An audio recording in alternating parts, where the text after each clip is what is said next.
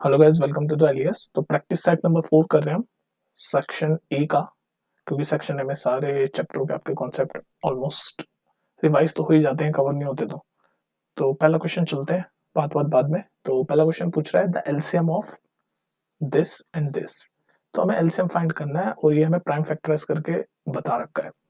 तो अच्छा, एक और बात ध्यान रखना, ये जो वीडियोस चल रही है प्रैक्टिस सेट वाली, इसमें क्या है, मैं क्वेश्चन सॉल्व कर रहा हूँ।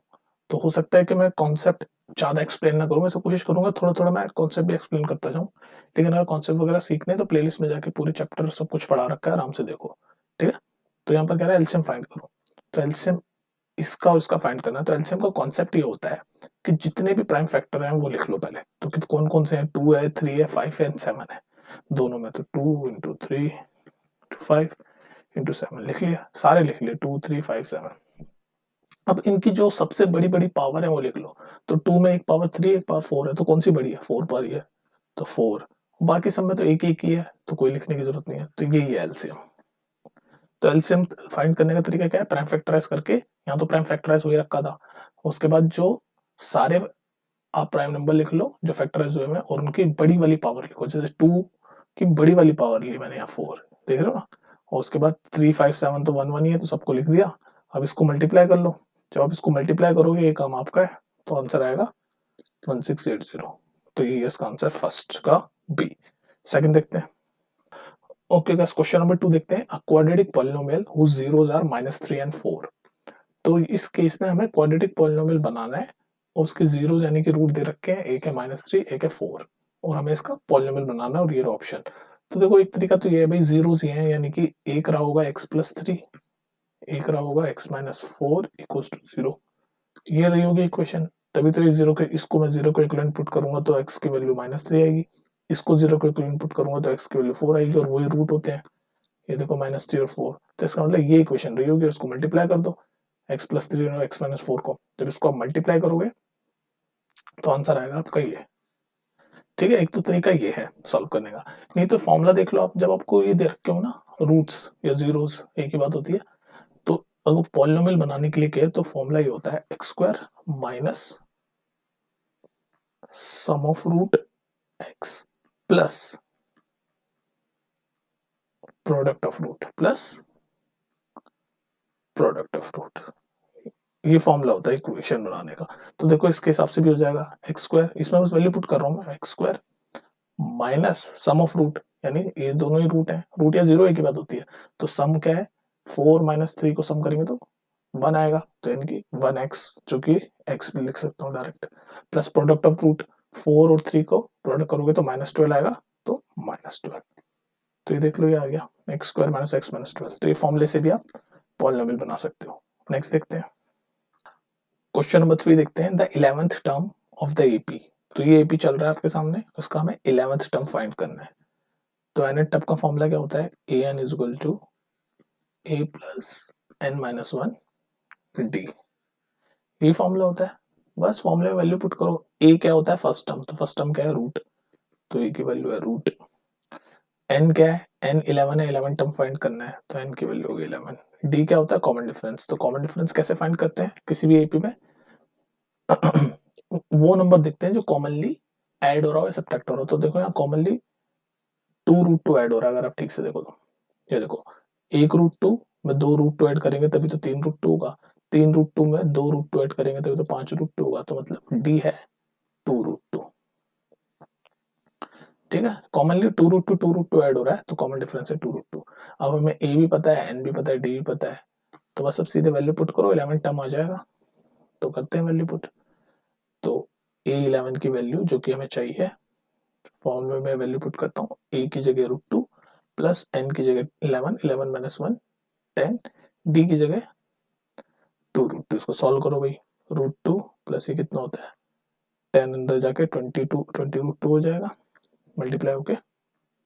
तो 20√2 और एक ये √2 है, तो यानी कि 21√2 इसका आंसर है, जो कि है ऑप्शन नंबर ए।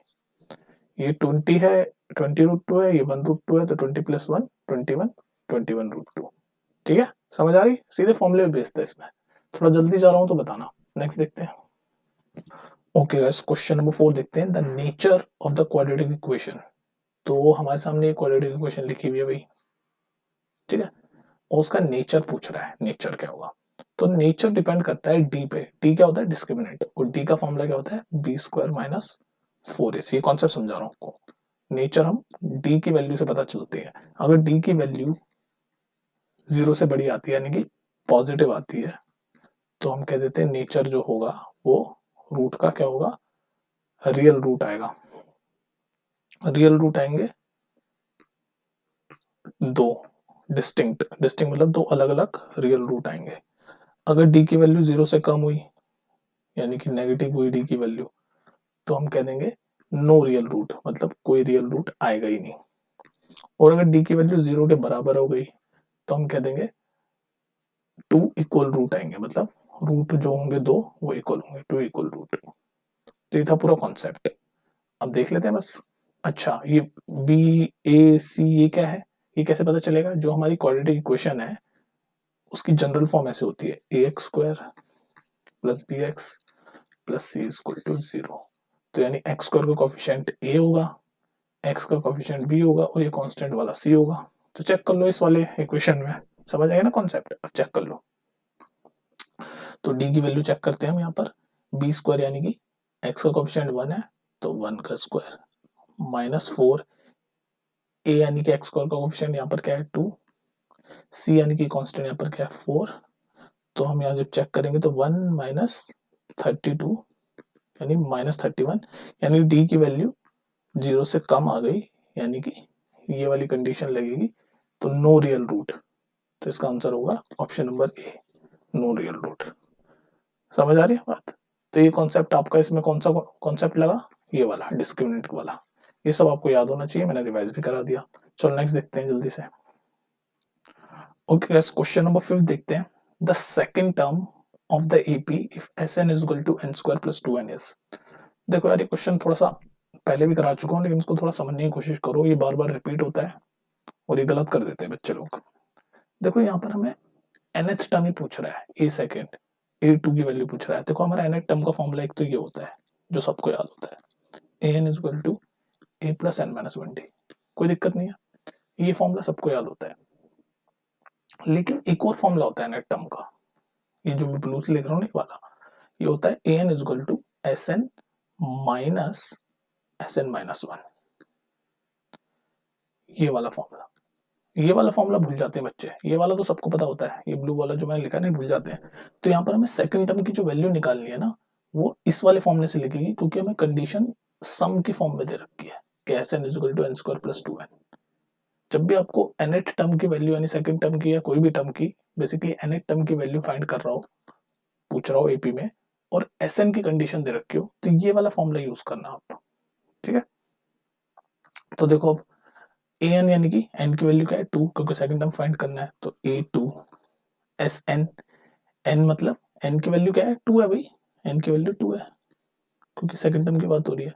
तो एस एन क्या होगा S2 माइनस एन की जगह 2 डालूंगा तो 2 माइनस 1 S1। तो हमें A2 की वैल्यू S2 माइनस S1 अगर हम कर देंगे तो मिल जाएगी। तो S2 माइनस S1 कर दो, ये रहा इस यहाँ पर। तो S2 करेंगे इसमें, तो S2 की वैल्यू आ जाएगी, एन की जगह 2 डालूंगा, 2 का स्क्वायर प्लस 2, एन की जगह 2 डाला तो S2 की वैल्यू आई 4 प्लस 4 इज इक्वल टू 8। तो S2 की वैल्यू मिल गई 8। सिमिलरली S1 की भी निकाल लो, एन की जगह 1 डालूंगा तो 1 का स्क्वायर प्लस एन की जगह 1 डालूंगा तो 1 प्लस 2 3। तो S1 की वैल्यू आ गई 3, S2 की वैल्यू आ गई 8।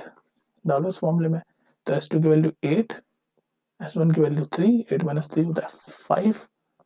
ऑप्शन नंबर डी आ गया। बोलो समझ आया। इसमें हमें फाइंड ये nth टर्म ही करना था, ये वाला करना था, लेकिन ये वाला फॉर्मूला नहीं लगा रहे हम, ये वाला लगा रहे, क्योंकि हमें कंडीशन एसएन की फॉर्म में दे रखी है। इंपॉर्टेंट क्वेश्चन है इस टाइप का, बच्चे गलत कर देते हैं वाला, ठीक है। इसको देख लो, यही तो पर्पस है मेरा, ये सारी प्रैक्टिस सेट कराने का, ताकि आपको आइडिया होता रहे कि क्वेश्चंस को अप्रोच कैसे करना है, ठीक है। समझ नहीं आ रहा हो तो थोड़ा सा पीछे चले जाया करो, वीडियो का ही तो फायदा है, 2-3 मिनट पीछे जाओ, दोबारा सुन लो यार, इतना क्या है। और फिर भी समझना है तो कमेंट सेक्शन तो आपके पास है, उसमें पूछो, मैं एक्सप्लेन कर दूंगा बाद में। चलो नेक्स्ट देखते हैं जल्दी से। ओके गाइस, क्वेश्चन नंबर 6 देखते हैं। The roots of the equation x plus 1 upon X is equal to 2। तो ये हमारी इक्वेशन है, इसके हमें रूट फाइंड करने हैं। तो देखो, इसको जो आपका ट्रेडिशनल तरीका है जो बुक्स वगैरह में है वो ऐसे है कि यह लिखा है x plus 1 upon X equals to 2। तो आप पहले से इसको क्वाड्रेटिक के फॉर्म में लिखोगे। एलसीएम ले लिया x, यहाँ ऊपर जाके एक्स स्क्वायर हो जाएगा प्लस 1 इज इक्वल टू 2। उसके बाद आपका ये एक्स स्क्वायर प्लस 1, ये एक्स उधर जाके मल्टीप्लाई हो जाएगा तो 2x। फिर उसके आगे यहाँ लिख रहा हूँ एक्स स्क्वायर, ये 2x इधर जाके माइनस हो जाएगा तो minus 2x plus 1 equals to 0। तो बेसिकली ये x प्लस 1 अपॉन एक्स 2 यहाँ पर ये बन गई क्वाड्रेटिक इक्वेशन। फिर उसके बाद आप उसको मिडिल टर्म स्प्लिटिंग करके रूट्स निकाल लोगे और आंसर आ जाएगा। तो एक तरीका जो ट्रेडिशनल तरीका तो ये है सॉल्व करने का। लेकिन एक बार बताओ, मैं आपको बहुत बार बता चुका हूँ रूट का मतलब क्या होता है। रूट या जीरो या सॉल्यूशन, ये एक ही टर्म होते हैं, मैं 1000 बार बता चुका हूँ। इसका मतलब ये होता है कि वो वैल्यू जिसको हम इक्वेशन में डालें या पॉलिनोमियल या इक्वेशन जो भी बोल लो, उसमें जब हम वापस डालें तो सेटिस्फाई कर जाए। तो हमें पूछ रहा है रूट, तो रूट की इनमें से डाल डाल के देख लो, क्योंकि एमसीक्यू है। तो बस यही दो वैल्यू है 1 और 1 जो कि सेटिस्फाई करेगी। देख लो, एक्स की जगह 1 डालूंगा तो 1 प्लस 1 अपॉन 1, ये 1 ही रहेगा इज इक्वल टू 2, सेटिस्फाई कर गया। यहाँ पर भी 1 डालूंगा, सेटिस्फाई कर गया, यानी दोनों सेटिस्फाई कर गए। तो ऑप्शन नंबर सी है इसका आंसर। नहीं तो अब इसको सॉल्व करोगे आप तो भी रूट 1 1 ही आएंगे। इसको सॉल्व करके देख लो। रूट का मतलब होता है जब रूट जो होते हैं वो जिसको हम जब वापस से इक्वेशन में डालें तो इक्वेशन सेटिस्फाई कर जाते हैं। तो यहाँ से रूट ये 1 1 है, तो इस 1 1 को मैं डाल के देखूंगा इस इक्वेशन में x प्लस 1 अपॉन एक्स वाली में, तो ये सेटिस्फाई कर जाएगा। ये देख लो कर गया, यहाँ पर x की जगह 1 डाला, x की जगह 1 डाला तो 1 प्लस 1 2। बाकी और कुछ नहीं सेटिस्फाई करेगा। यहाँ पर ये तो कर जाएगा, ये नहीं करेगा, तो ये गलत है। ये दोनों नहीं करेंगे, ये दोनों भी नहीं करेंगे, ये है। और एक तरीका जो ट्रेडिशनल तरीका है जो ब्लू से लिखा है मैंने, कि ऐसे इक्वेशन बनाओ और उसके बाद मिडिल टर्म स्प्लिटिंग से सॉल्व कर लो। तो इसका आंसर है सी। चलो नेक्स्ट देखते हैं। ओके गाइस, क्वेश्चन नंबर 7 देखते हैं। A pair of linear equations which has the unique solution x is equal to -1 and y is equal to 3। तो देखो यहाँ पर भी बात हुई आ गई सॉल्यूशन। मैंने आपको क्या बोला, रूट, जीरोस और सॉल्यूशन, तीनों एक ही बात होती है। अभी प्रीवियस क्वेश्चन में मैंने क्या बताया कि रूट जीरो सॉल्यूशन को जब हम वापस इक्वेशन में डालते हैं तो इक्वेशन सेटिस्फाई कर जाती है, तभी बोलते हैं कि वो रूट है। अगर सेटिस्फाई नहीं करेंगे तो रूट नहीं बोलेंगे या सॉल्यूशन नहीं बोलेंगे। तो यहाँ पर हमें बोल रखा है कि ये जो है x इक्वल टू -1 और y इक्वल टू 3 ये सॉल्यूशन है।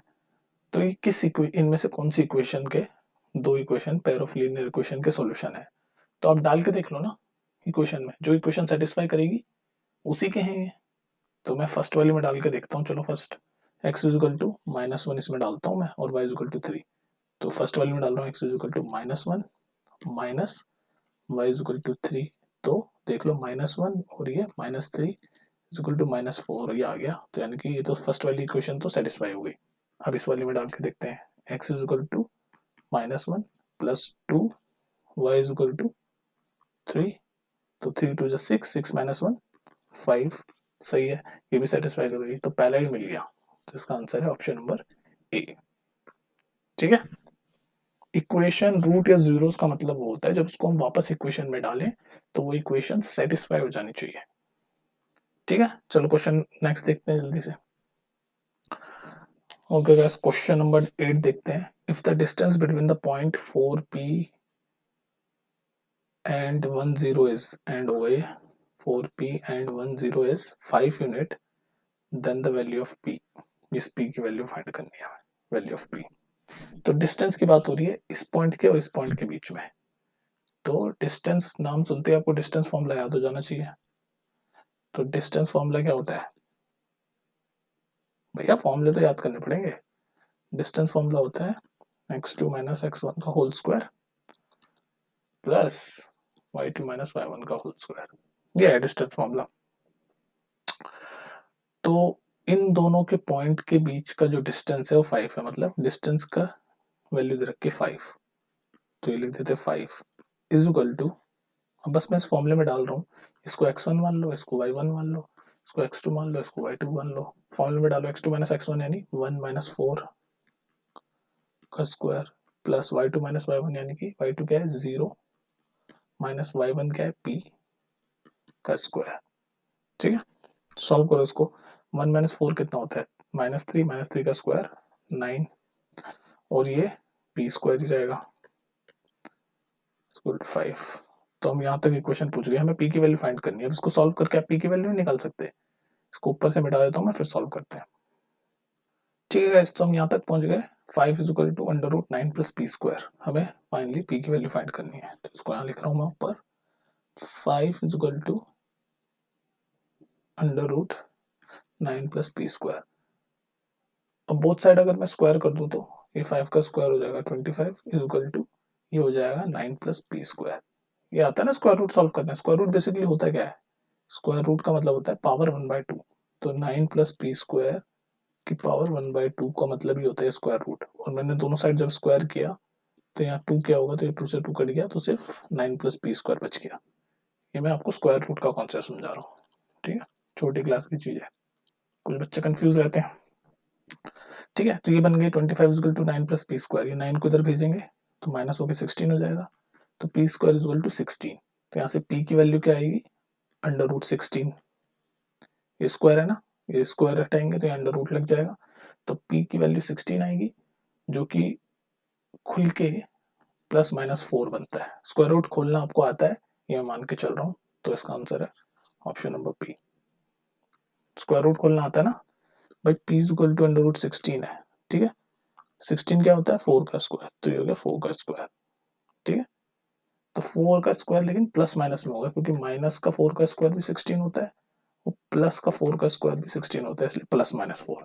चाहे माइनस का 4 स्क्वायर कर लो वो भी 16 होगा, चाहे प्लस का 4 स्क्वायर कर लो वो भी 16 होगा।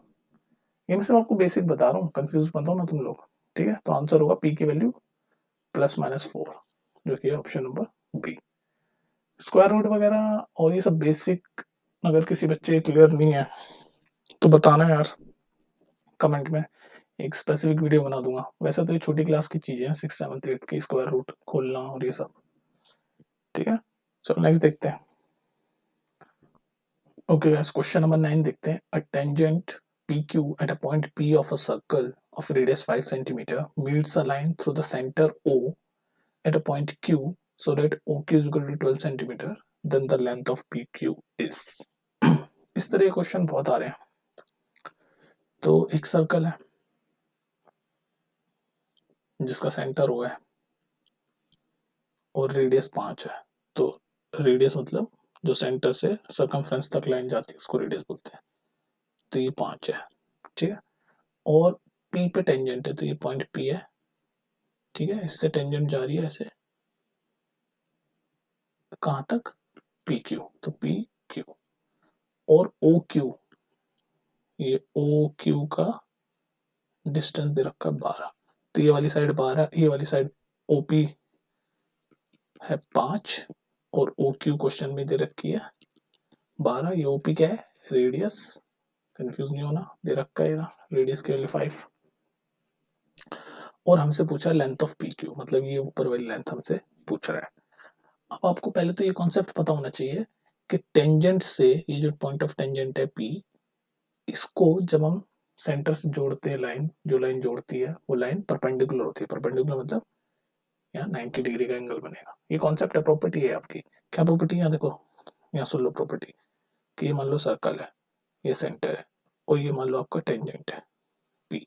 तो ये जो सेंटर से जो रेडियस टेंजेंट पे, पॉइंट ऑफ टेंजेंट पे पड़ेगा ना, ये हमेशा परपेंडिकुलर होता है। तो वही तो करा है यहाँ पर। ठीक है, ये प्रॉपर्टी पता होनी चाहिए। तो अब आप देखो, ये परपेंडिकुलर तो 90 डिग्री हो गया। अब इस ट्रायंगल को देखो OPQ, ये जो ट्रायंगल OPQ है ये राइट एंगल ट्रायंगल हो गया क्योंकि इसमें 90 डिग्री आ गया। तो ट्रायंगल OPQ में हमें पता है कि ये जो 90 डिग्री के सामने वाली साइड होती है वो होती है हाइपोटेनस। तो यानी हाइपोटेनस ये वाली साइड है 12। ये 90 डिग्री है ना, इसके सामने वाली साइड ये है। हमेशा ध्यान रखना, राइट एंगल ट्रायंगल ऐसा होता है ना, ये राइट एंगल के सामने वाली साइड यानी कि ये वाली साइड हाइपोटेनस होती है। तो यहाँ पर ये राइट एंगल है, तो यानी ये OQ साइड जो है ये हाइपोटेनस है। तो बस अब पाइथागोरस लगा के पी क्यू की वैल्यू निकाल लोगे आप। तो पी क्यू क्या होगा, पाइथागोरस लगा रहा हूँ बस अब सीधे, पी क्यू का स्क्वायर इज इक्वल टू होगा ओ क्यू का स्क्वायर यानी कि हाइपोटेनस का स्क्वायर माइनस ये दूसरी वाली साइड यानी कि ओपी का स्क्वायर। बस ये कर दो, पी क्यू की वैल्यू आ जाएगी। सॉल्व कर दो इसको, जल्दी से कर लोगे इसको सॉल्व। ओ क्यू की वैल्यू पता है यहाँ पर आपको, ओपी की भी वैल्यू पता है, वैल्यू पुट करो आंसर निकालो। चलो इतना काम आपको देता हूँ ताकि आपकी कैलकुलेशन भी हो। बस अब तो वैल्यू पुट करनी है, ओ क्यू की वैल्यू यहाँ 12 पुट करनी है यानी 12 का स्क्वायर, ओपी की वैल्यू 5 पुट करनी है यानी 5 का स्क्वायर, और यहाँ से पी क्यू स्क्वायर, इसको सॉल्व करो और पी क्यू की वैल्यू निकाल के बताओ कौन सा है। ठीक है, थोड़ा पेन भी चलाओ। चलो नेक्स्ट देखते हैं। ओके गाइस, क्वेश्चन नंबर 10 देखते हैं। The distance between the point 0, 6 and 0-2। यार ये तो बहुत ही डायरेक्ट क्वेश्चन आ गया। ये दो पॉइंट है, उनके बीच का डिस्टेंस पूछ रहा है, तो सीधे डिस्टेंस फॉर्मूला लगाओ। डिस्टेंस पूछ रहा है तो डिस्टेंस फॉर्मूले लगाएंगे ना, डिस्टेंस या लेंथ कुछ भी पूछे डिस्टेंस फॉर्मूला लगा दो। क्या होता है x2 माइनस x1 का whole square plus y2 minus y1 का होल स्क्वायर अंडर रूट। लगा दो बस, ये है x1, ये है y1, ये है x2, ये है y2। वैल्यू पुट कर रहा हूँ बस अब सीधे। x2 क्या है 0, x1 क्या है 0, तो 0 माइनस 0 का स्क्वायर प्लस y2 क्या है -2। ध्यान रखना साइन में गलती मत करना। y2 क्या है -2 माइनस y1 क्या है 6 का स्क्वायर। सॉल्व करो इसको, ये 0 का स्क्वायर तो 0 ही रहेगा, -2 और -6 कितना होता है -8, और -8 का स्क्वायर क्या होता है 64 ही होगा। तो डिस्टेंस आपका आ गया √64। √64 क्या होता है 8 का स्क्वायर, स्क्वायर से रूट कैंसिल, यानी कि डी की वैल्यू यानी डिस्टेंस की वैल्यू हो गई 8, जो कि ऑप्शन नंबर सी। ठीक है, बोलो ज्यादा जल्दी कर दिया मैंने या सही किया? भाई सीधे डिस्टेंस फॉर्मूला लगाया और कुछ नहीं किया, नथिंग फैंसी। ये डिस्टेंस फॉर्मूला आपको याद होना चाहिए मेरा। ठीक है, बस वैल्यू पुट की उसके बाद सॉल्व करता हुआ चला। चलो नेक्स्ट देखते हैं। ओके गाइस, क्वेश्चन नंबर 11 देखते हैं। For the distribution given below the median classes, ये जो हमें दे रखा है इसकी हमें मीडियन क्लास फाइंड करनी है। तो देखो यार इसमें n कितना है, n जब आप इसको ऐड करोगे इन सबको, ये देखो आप इसमें 3 + 12 15 15 ऐसे करके ये बढ़ता चला जा रहा है, तो मैक्सिमम इसका n है 80।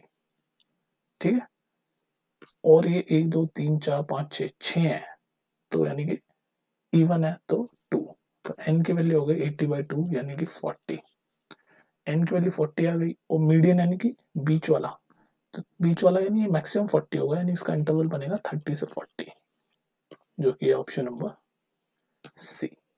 देखो यार ये स्टैटिस्टिक के जो कॉन्सेप्ट है ना, ये अगर आपको नहीं समझ आ रहे तो मुझे कमेंट सेक्शन में बता देना, यहाँ पर सिर्फ क्वेश्चन सॉल्व हो रहे हैं। देखो इतना भी देखो, थोड़ा गैस मारना भी सिखाता हूँ तुम्हें। मीडियन मतलब क्या होता है, बीच वाला। तो ये देखो 1 2 3 4 5 6, तो बीच मतलब ये तीसरे नंबर वाला होगा, तो 30 से 40 के बीच वाला ये। ठीक है, क्योंकि इवन नंबर है ना इसलिए। अगर मान लो 7 नंबर का होता है 1 2 3 4 5 6, 7 मार्क होते हैं, तो बीच वाला आप आराम से फाइंड कर सकते हैं। इवन नंबर है इसलिए बीच वाला 30 से 40 के बीच में, मतलब गैस करो, मीडियन का मतलब होता है बीच वाला, इसी में गैसिंग वर्क बता रहा हूँ, मीडियन वाला बीच वाला। ठीक है, और बाकी इस तरह से आप कर ही सकते हो। एन की वैल्यू डिवाइड करके 40, तो मैक्सिमम मिल गया, मैक्सिमम मिल गया तो यानी कि 30 से 40 वाला आपका मीडियन क्लास है। चलो नेक्स्ट देखते हैं, ये पूछ लेना अगर समझ ना आ रहा हो तो, घबराने वाली बात नहीं है। ओके गाइस, क्वेश्चन नंबर 12 देखते हैं। The value of 1 + cos a, दूसरे ब्रैकेट में 1 - cos a और cos x² a इज, तो इसकी हमें वैल्यू बतानी है, नीचे ऑप्शन लिखे हुए हैं।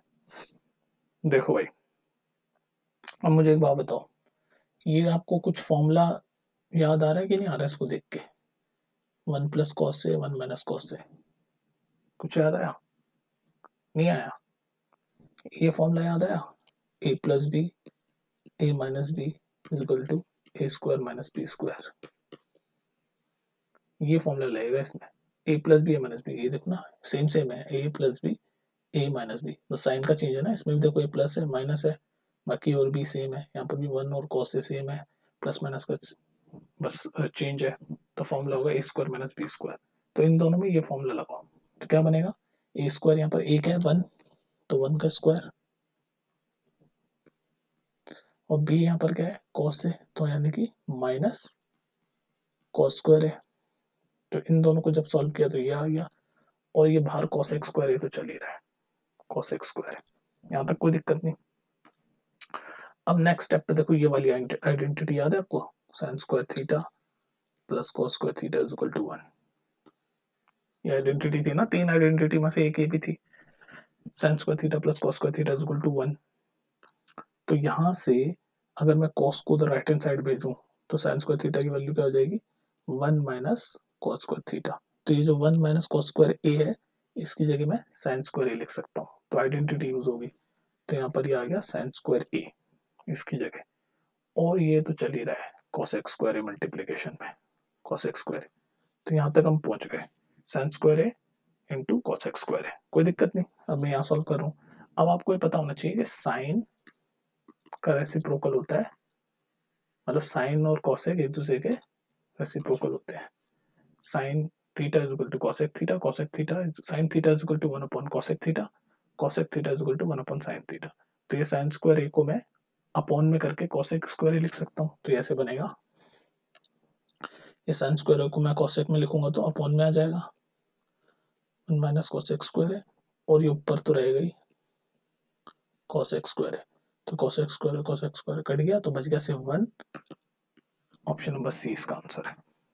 बताओ कितनी कंफ्यूजन हुई कि नहीं हुई, कुछ तो बताओ यार। पता मुझे ऐसा लगता है कि तुम्हें समझ नहीं आया, मैं तेजी से जा रहा हूँ। अगर आपको लग रहा हो ना किसी पॉइंट पे कि मैं तेज जा रहा हूँ, तो प्लेलिस्ट में जाके कॉन्सेप्ट समझ लिया करो। जब भी आपको लगे कि तेज जा रहे हैं सर, इसका मतलब आपके कॉन्सेप्ट थोड़े हिले हुए हैं या फॉर्मूले याद नहीं है, ठीक है। मैं दोबारा एडवाइस करवाता हूँ आपको।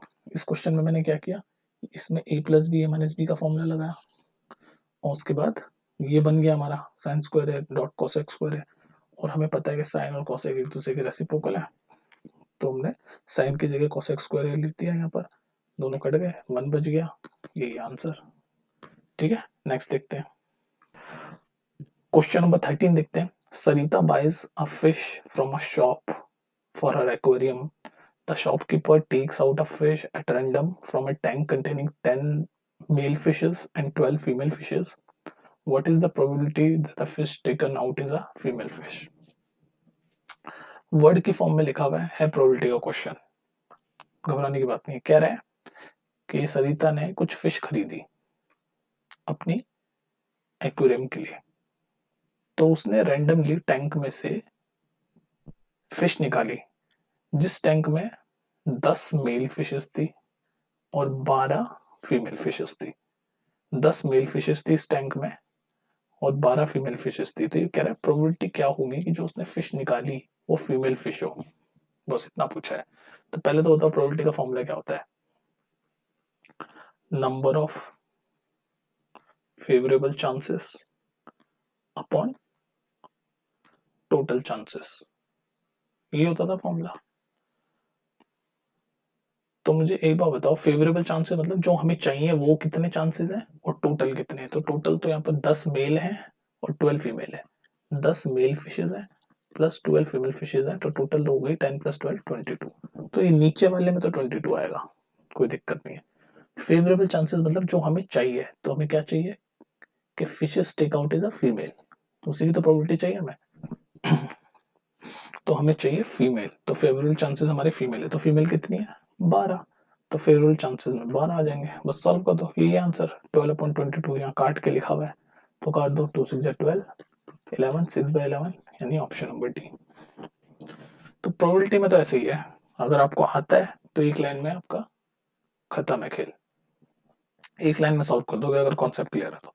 फेवरेबल चांसेस मतलब जो हमें चाहिए, तो यहाँ पर क्या चाहिए कि भाई वो फिश जो निकाले वो फीमेल हो, तो फीमेल कितनी फिश थी 12, तो 12 लिख दिया। टोटल कितने, टोटल तो 10 मेल की और 12 फीमेल की यानी 22, तो 12/22 करा काट के 6/11। नेक्स्ट देखते हैं। ओके गाइस, क्वेश्चन नंबर 14 देखते हैं क्या कहता है। Right the formula use for calculating the median of a group frequency distribution. तो यहाँ तो डायरेक्ट फॉर्मूला पूछ लिया, ग्रुप मीडियन का कैलकुलेट करने का ग्रुप फ्रीक्वेंसी डिस्ट्रीब्यूशन में फॉर्मूला क्या है? बताओ, याद है तुम्हें फॉर्मूला? ये है फॉर्मूला, फॉर्मूला यही है। क्या क्या होते हैं? एल क्या होता है? एल होता है आपका लोअर लिमिट, जो मीडियन क्लास होती है ना उसकी lower limit of median class, ये याद कर लो, इंपॉर्टेंट है ये। एन क्या होता है? एन होता है नंबर ऑफ ऑब्जर्वेशन, जो ऑब्जर्वेशन होती है ना उसका वो। सी एफ क्या होता है? Commutative frequency, cumulative frequency. F क्या होता है? एफ होता है frequency of a median class, frequency of median class, ये सब आपको पता होना चाहिए। लास्ट एच क्या होता है? एच होता है जो आपके इंटरवल चल रहे हैं ना उसका साइज, तो क्लास साइज, जैसे इंटरवल चलते हैं ना 0 से 10, 10 से 20, तो यहाँ 10 है ना, 10 के चल रहे हैं तो उसका साइज। तो फॉर्मूला ये है L plus N by two minus C F upon F into H, median calculate करने का। ठीक है, ये है। और इस पर क्वेश्चन भी बहुत कराए मैंने, प्लेलिस्ट में जाके देख लो सब कुछ। चलो नेक्स्ट देखते हैं जल्दी से, याद कर लो इसको, ए एस का answer. Okay guys, question number 15 देखते हैं। कह रहा है maximum value of 1 upon cosec theta. एक बार बताओ, 1 अपॉन कोसेक थीटा को हम साइन थीटा भी लिख सकते हैं, क्योंकि sine theta is equal to 1 upon cosec theta होता है।